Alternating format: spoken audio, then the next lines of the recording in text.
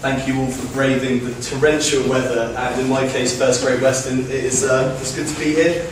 Yeah, my name's Tom Hallam. I'm a Bath-based web developer, and I'm really keen to sort of push the boundaries with what the web can do. Been very interested in node.js recently, and I think its API is very special, and I think there's a lot of the community sort of centered around it that is very prolific.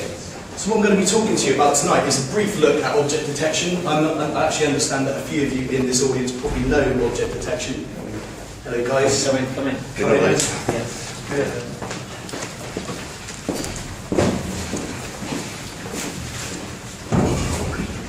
A few of you guys might understand object detection. I'm actually also going to look at the face detect library, which is a node.js library that was created and ported from a C+ library. We're going to be looking at Canvas in Node, so that's a prerequisite for the face detect library. We need Canvas in order to analyse the image, and message queuing towards the end, and the reason for that will become clear towards the end. A quick heads up, as I just said, I'm not au fait with the ins and outs of object detection as much as I would like to be. I'm just going to be giving you a bit of an overview of how to integrate it into your application. Just going to give you a brief overview of it. So the first thing, computers need to be trained to recognise patterns. If you show a computer an image, it'll have absolutely no idea what you're showing it. We all know that, it has no concept of it. We need to train it using a library or some kind of software. The library that this particular face detection library uses is half-feature-based classification, and this is how it works. We need a classifier first, and a classifier is built out of thousands of positive images and negative images. If we're looking for a face, we need thousands of images of a face in order to get a positive sample. Similarly, we need thousands of negative images in order to attain the same thing. So we can stitch together hundreds of thousands of faces for positive and hundreds of thousands of pictures of rocks or desks or leaves for negative. Luckily, our library already includes a classifier, so we don't have to do any of that. A classifier can be applied to a region of interest. So if we split this image up, we could have a region of interest possibly a quarter of the size, and that region of interest is the particular part of the image that we are analysing at this point. The region of interest will go across the image, and it will apply our classifier to it, returning a 1 or a 0 depending on whether it thinks it's got something within it that is a positive result, i.e. a face in our particular example. To detect objects in an area of interest, the algorithm applies the following features to them. So we have edge features here, line features, and center surround features. They're pretty self-explanatory. The features at the top are used to detect edges. You notice the last two are on a slight angle, so they're for angular edges. Line features, much the same. This is for lines, and there are angular lines in the latter half. Center surround features are slightly different in that we're actually going to be looking for things that are around that particular feature. Let's see what they look like in action. And classically, the video thing has finished. It is. Right.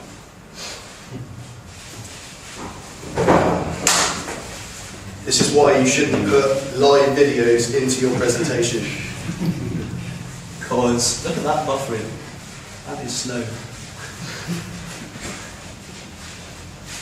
Come on. We can do this.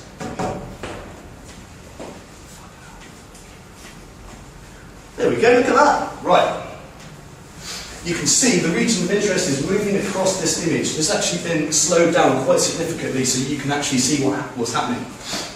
In reality, it probably takes about half a second to analyse an image of this size.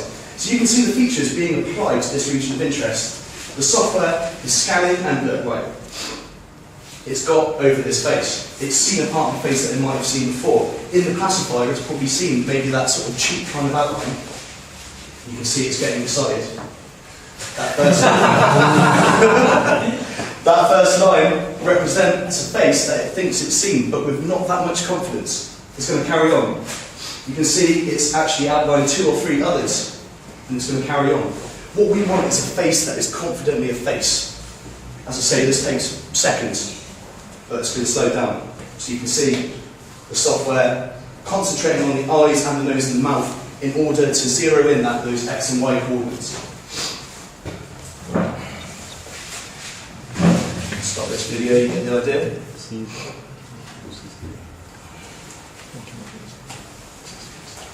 Here are some other, full screen there. That didn't change much. Right, these are some other positive and negative results. We can see the first 6, we can confidently say there's a face there. The last 3, we can say there's a face there, but the system has no idea. Can everyone see this? See this going.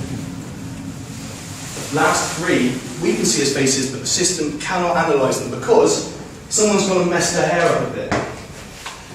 This is actually in a real attempt to circumvent face recognition. This was actually a university project that came out. People are trying to get around it because it's becoming more and more prevalent in our lives. An item that you might have heard of recently, even this week in the news, is Tesco have decided to decided to impose face recognition and scanning at their forecourts, 450 of their forecourts in the UK. If you find that as abhorrent as I do, maybe you should start messing with your hair a bit and gelling it down the face. It's interesting, and it's all getting a little bit too Minority Report for my liking. So you can see this sort of the ways that the people are getting around it. You can actually see there's actually a little bit of a QR code on this guy's face as well. That's what they're doing. I digress. That's basically what happens. It's such a simplified view, and I'm sure many of you are going to come to me at the end and say, that was just not very good, but that's my understanding of it. And I think in the context of installing it with Node and using it with Node, I think that's actually quite a good explanation. I'm going to move on now to the Face Detect library. Now, what I've done is I've actually left the links in here, and I'm going to be making these slides available to you at the end of the talk. Face Detect and face detection, I actually got interested in when I was analysing OpenCV as a library. I'm not a C programmer, I can just about do JavaScript. So I decided, okay, let's look at Node, let's see what Node can do. There's a lot of interesting libraries and a lot of binaries that are being exported for Node now. Ooh. So, it goes without saying, for the purpose of this talk, you need to have Node installed and you need to know how to use NPM.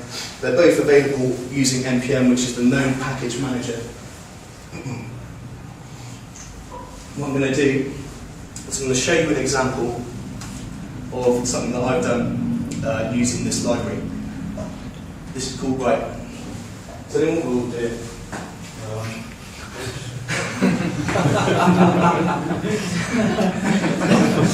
Yeah, I was fearing that this might happen. I'm going to try and move the projector. Yeah. Right, can everyone sort of see that? Is that kind of a happy medium that doesn't involve the pole too much? You can see at the very top here, I'm including the dependencies required. So we've got Face Detect, Canvas. I'm also using a shorthand for Canvas image, which is a part of the class, and FS, which is the file system class. Now, I'm hoping my code is pretty self-explanatory, but I am going to talk you through it. The next block is reading the input in. So if you've used the FS commands before, pretty simple just to read a synchronous file from the file system. So we've got a die-hard image here that I'm going to be using. I then assign input image to be a new image of the class image. And underneath, I'm going to define some padding. Now, the idea of cropper is you give it an image, and it returns you a cropped version of that image focused on someone's face. I can see quite a few uses for that, maybe social networking. You want people to upload their images, but you want the thumbnail to actually just include their face. So what I've done here is I've included some padding on this example, so that the face is right in the middle of the image, but we're applying some padding either side to give the face a bit of context, otherwise it's just a small face. Next thing I do is set up a callback for when the input image has been loaded, i.e. our target image has been loaded, and it works the same way as Canvas on the front end. You have to wait until things are done before you can perform operations on that thing.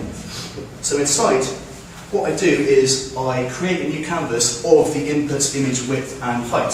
I then get the 2D context of that canvas straight away, so I can perform operations such as draw image, which I do on the line just below. You can see the first parameter of draw image is in fact the input image, so our original image, and then some x and y coordinates and the width and the height of the input image. Now underneath it, you can see how extremely easy it is using this library to detect some faces. Simply, face detect objects.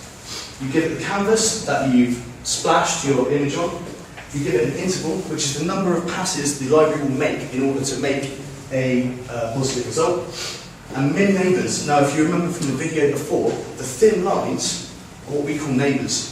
Things that it's quite sure is a face, but it's not totally sure. We want at least one of those to ensure that that's probably a face. So I move on down. I'm only going to be working with one of the faces that I found. Now there's a limitation in this script. It could work with thousands of faces, but I've decided just to go for one in this particular example. So if any of you have worked with PHP and you've done cropping before, it's a very similar kind of setup.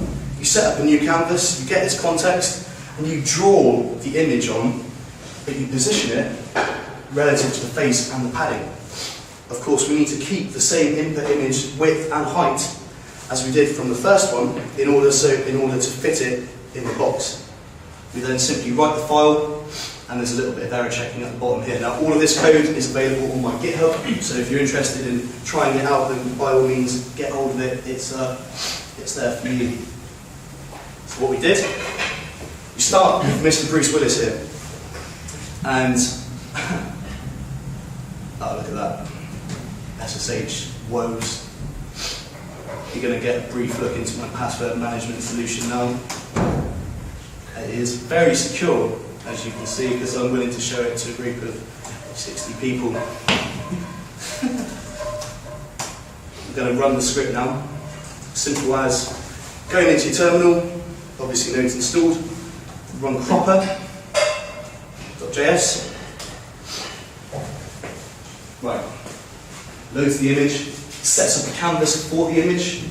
It detects the face, as I said, and you can see the JSON that's been spat out here is the face. It's got its x coordinates, it's got its y coordinates, its width, its height, its neighbours, which were actually 6. It found 6 possible faces around the original face, and it has a 7.4 rate of confidence about that, so it's pretty sure that's the face. And it was right because if we look at Bruce here, running it through that script will tell me that. That's all I did. All I did was say, okay, here's a face, go and look for it, make me a new image. So I can see quite a few useful things for that, to be honest.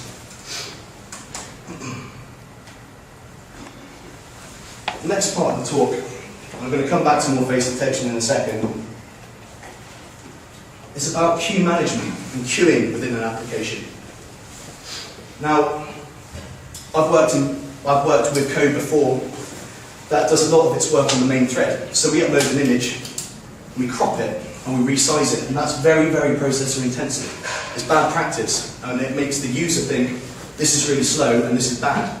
Also, if you've got more than 2 or 3 people doing it, you can crash your server, because it doesn't know how to handle the heavy lifting. So yeah, video encoding, PDF generation, Facebook crawling, image recognition, these are all examples of things that we could be doing on a different thread. Q, which is a library that was developed by LearnBoost, who also developed Canvas, so really, really helpful kind of guys, have developed a priority job queue backed by Redis, built for node.js. If you've not heard of Redis, it is a very, very cool key value object store, which is also persistent. It's very good for doing kind of quick key value operations that don't require a transactional database, such as MySQL. It features loads of cool stuff that you can quite clearly read. Delay jobs, job event and progress updates, an excellent UI, which is something I've not seen before in such a library, and a REST API, which is really interesting because it means PHP or Ruby or whatever your poison is can also interact with Node, and that's pretty cool. Creating a job is one of the easiest things I've ever seen. I've used Beanstalk and I've used RabbitMQ. These are all message queuing libraries, and none of them have any kind of, well, they just don't have anything on this system, because it is literally create a queue on your queue, As you can see there, it's a bit of a mouthful. And then you create a job. The first parameter being the group. So this is an email that we're going to be sending. Inside that is a JSON hash map of data, title to and message. We give it high priority and we say there are 5 attempts. You've got 5 attempts to send this email, otherwise we're going to ditch it. So nice and easy, and that puts it straight in the queue. Consuming a job is mind-bogglingly simple. We again create a queue on our queue, and we process this job. So our group email, every time we encounter an email, we're going to send this pseudo function I've made here called email, job, data to, and then we're going to send done, which is a second parameter of the function, and is also a function that tells Q that the job is done. The best thing about Q is it comes with a UI. So this is the UI that's running on my my second and final demo. This is built in, and this is great. It means, and Grouch Fi is the name of the demo that I'm going to get later on. In real time, you can see these jobs come in. They'll pop into the screen, and you'll be able to see progress updates on them, which is amazing if you want to do videos or you want to do PDF generation, anything that takes more than a couple of seconds. This is great. Any failed jobs you get in a separate failed tab here, which means you can action, you can go through and say, okay, this didn't work, why didn't it work, who do I have to shout at? So yeah, it's a pretty sweet system. Not you again, Bruce.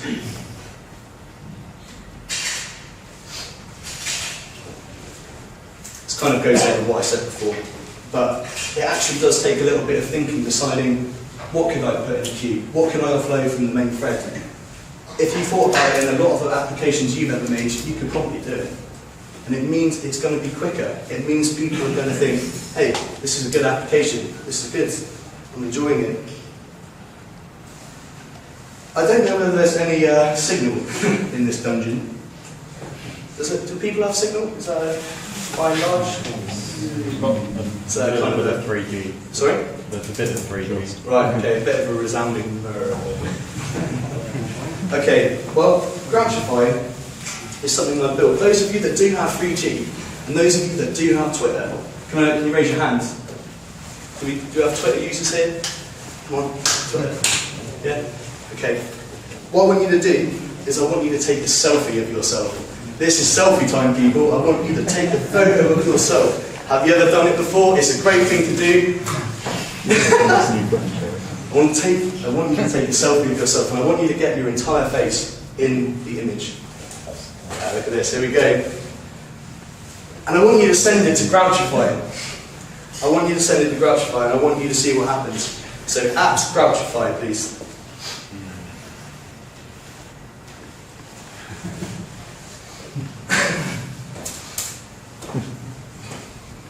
I've given away what happens, but you'll see. Let me know if it's working. Let me know if people are getting signal.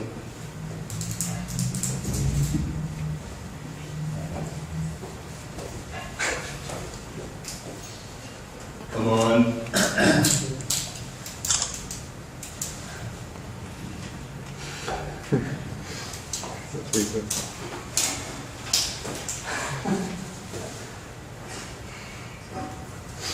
Is it working? Has anyone sent it yet? No signal. Oh,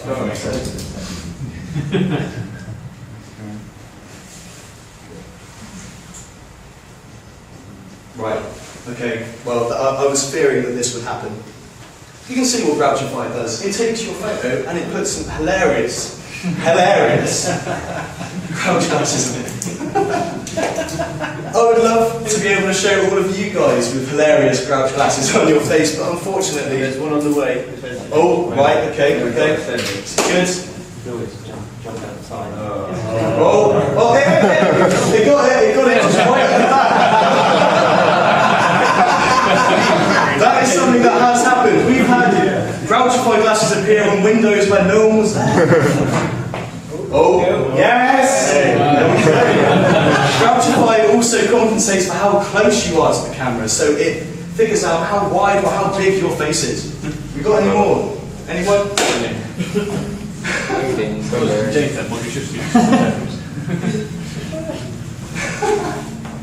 So I would like to say this is useful, but it's not. Right. Did you say there was one more? Sorry, I've only got edge, so it's just not sending. Right. Well, that's it. Well, okay. Let's just show you how it works. We can all agree on that. Grouch Fi, ladies and gentlemen. Grouch Fi. And Grouch Fi is mercifully very, very simple. You almost saw my Twitter keys there. Luckily, that's fine. Right. This is actually using the Twitter streaming API. Now, instead of long polling and going, okay, every 5 minutes, get me the next Twitter update. This is instant. Twitter tells my application that there's been an update on my Grouch Fi handle, which is good, because it means I don't have to waste time when there's nothing there. It's great. And this is where the event-based nature of node.js absolutely comes into its own. We've got a tweet. What are we going to do with it? Well, this is what we're going to do with it. What I do is I look through each of the entities on a tweet. So an entity in Twitter speak is it's an image, or it's a video, or it's a link. If I type photo, pretty straightforward. If it's a photo, I'm going to save it to my web server. So I save it to an images folder, do a bit of fidgy-widginess with the old file system there, make the request, and you can see the job being created in queue. So I've created a Grouch Fi job. The title is the screen name. The screen name, we use it later, and the image is, of course, the image where it was saved. Excuse me. So inside GrouchFi.js, quite similar to the cropper tool, apart from we've got the URL there and we've got Twitter. And this is so I can send tweets back. I think one or two of you might have actually got tweets back from GrouchFi if everything went well. So, I'm processing the job. Any job that's called GrouchFi, I take the job and I do some stuff inside of it. You see here, GrouchFi is a function that I define later on, but actually does the lifting and the image recognition. So this is a prime example for why you would want to offload to processing. Because image recognition, while it's good, takes time. It's not something that you'd want to send a tweet, you sat there watching the server crash while it comes back to you. So you can see if there is a result returned in the callback function that I created from GrouchFi, then it sends a tweet and it says, here's your GrouchFi image. Otherwise, if there was no result, it's passed lower down all the way up that says, yeah, there's actually not a face in there. So GrouchFi, the app itself, really straightforward again. This time I'm loading the glasses as an asset, so it's exactly the same kind of thing. It's an image, and we're setting the source to the Groucho glasses. We're loading this image that came from Twitter when I saved it in the file system earlier. That's where it's going to be. And we set up a callback again. The canvas is set up in much the same way, and you can see that object detection is almost exactly the same code. Once it finds the faces, though, I'm showing you here that it's easy to loop through faces. So we can have 3 faces, or in the case of the guy that just went, a face that was sat next to him that wasn't his. We're drawing the glasses on the face here. So it's simple as drawing the image onto the context, the glasses, which is a transparent PNG, slap that on top, with the face X and the face Y, the face width and the face height. And that is how we can do variable width and height glasses.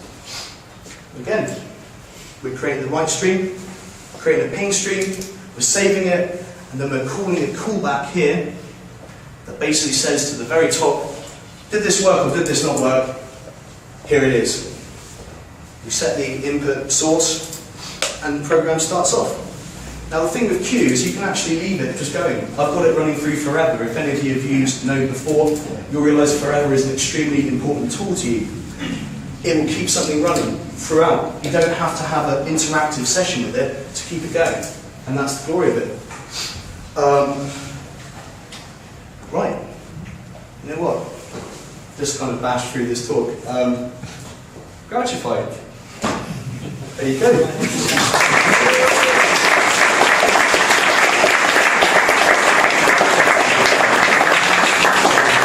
That's why I saw a new image in there. Yeah. I wonder how much of my life I spend looking at that. Too much. Was that you? Yeah. Oh, look at that! How good is that? Right, hold on, I'm going in for a closer look on this one. I'm not. Come on. No, that's just had enough of that. Oh dear. Right, yeah, Grouch Fi, thank you guys. It's been good to talk to you. And everything's available on GitHub, so if you want to clone it, you want to do whatever you want to it, put someone else's silly faces on it, go for it. Cool.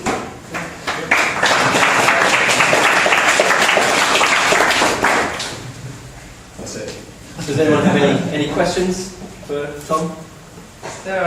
Are there other libraries for other functions as well as face detect, like number recognition and that sort of thing?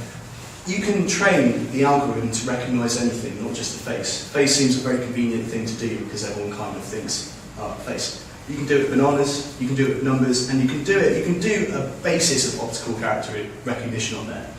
But it's not as efficient. You would want an underlying C library to call from Node for that. But yeah, I mean, this is it's a port of some very hard work, but really I think it's better at analysing larger shapes such as faces or bananas. But yeah, I'm sure that you could probably do numbers in there as well. Yeah.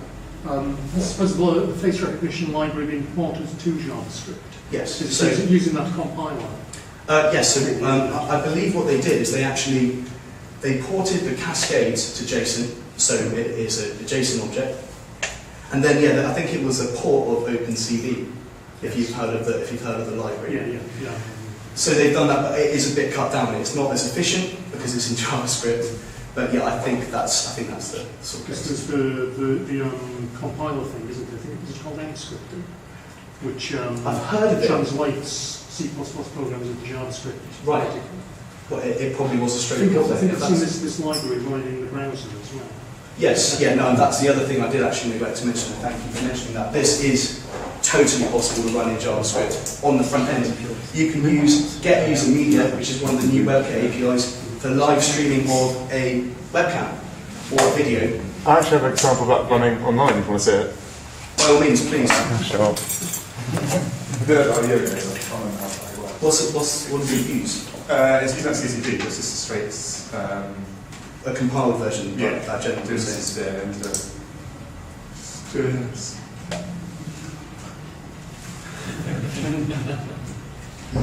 do that. Do you know what Neon. You spelled heroic. No, heroic is right. It's just a weird word. Eon slash. No.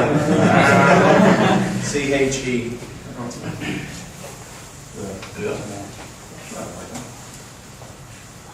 That's not so good. Maybe. Maybe. Hello. It's probably just going to take it. Oh, Yeah, boy.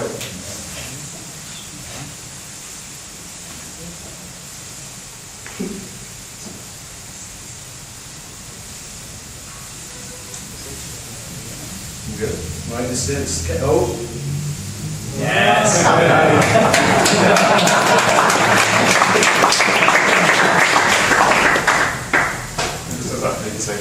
Cool. That's it. Well, that uses exactly the same library when you use user media instead. Yeah, it's get user media that just runs on the browser. Very cool. Very cool. And this is the only reason face detection exists. It's the only reason they invented it. Mustaches and Groucho glasses. Thank you, mate. Any other questions at all? I'm sorry it was a bit brief, but hopefully you've got some stuff that you can kind of take away from that. Anything else?